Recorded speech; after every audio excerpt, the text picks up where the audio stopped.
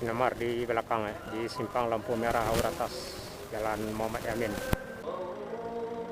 Ada Sarah dari Padang ke Tanjung Pati.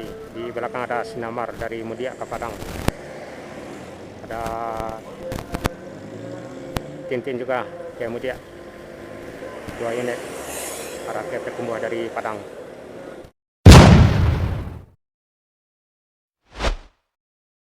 Kijang modifikasi ada 2 unit.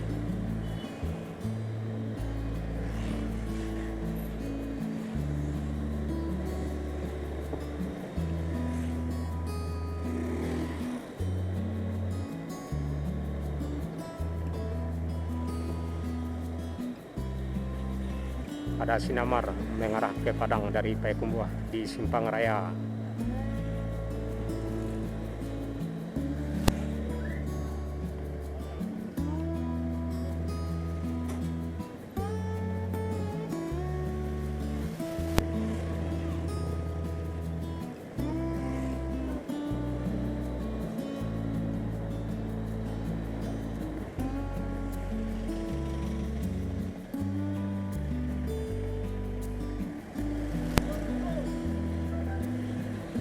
Son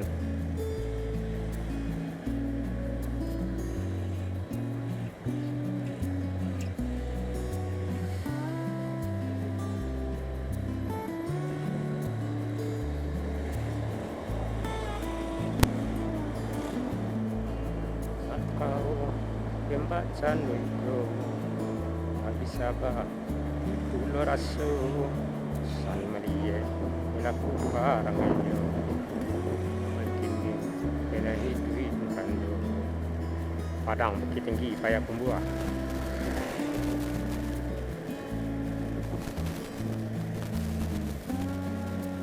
Sudah mulai lusuh Sinamar dari Mudia.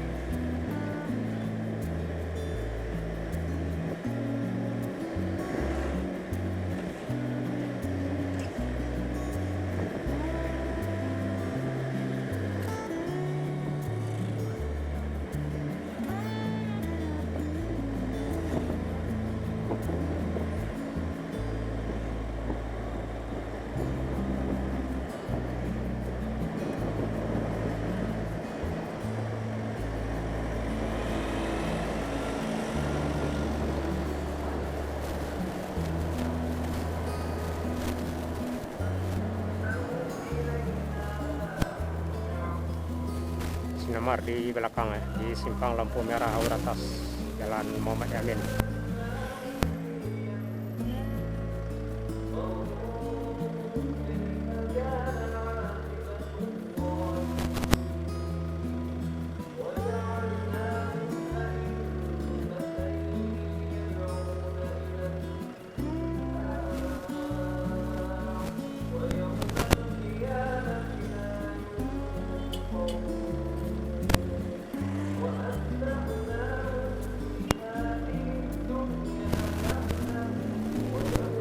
Ada Sarah dari Padang ke Tanjung Pati.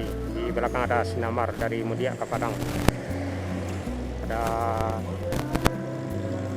Tintin juga ke Mudia. 2 unit arah ke Pekumbuh dari Padang. Semoga selamat sampai di tujuan.